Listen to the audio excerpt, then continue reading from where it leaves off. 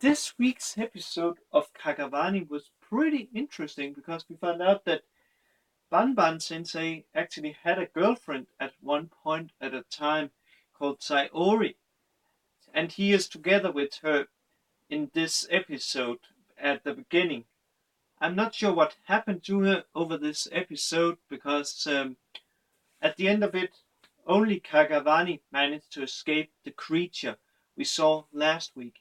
You know, the one where we saw the claw thing, and it was only its tail.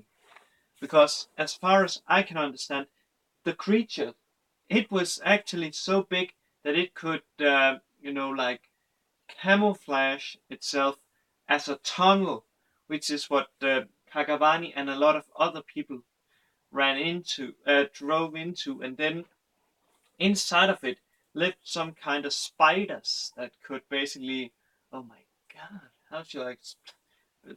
They basically they jumped to on if let's say like a person in a car, it jumped on top of that and almost flattened the car, and then it sucked the person dry, as I could see, basically suck all the nutrition out of it, like all the fluid and stuff. So all that was left like was husk or something. So yeah, that's scary.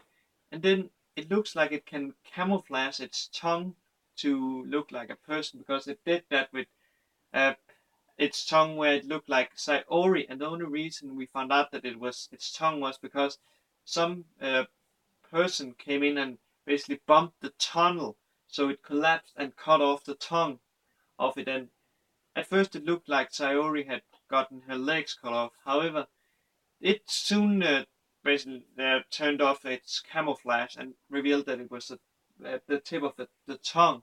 So that is pretty scary. And I wonder what will happen in the next episode because this is the first time where a previous episode actually had effect in the next episode. You could see that the first was actually just a show off on what we could expect in this week's episode. So yeah, maybe we will see what happened to Sayori in the next week's episode. Maybe Banban Sensei have to go into that monster again to basically retrieve her. Unless she, of course, has been eaten by those spider things. But the question is, why only eat her and not Banban Sensei, other than Banban being the main character? But that didn't stop Game of Thrones from, you know what happens in Game of Thrones. Don't lose your head, by the way, over that. Yeah, but yeah, let's just say that.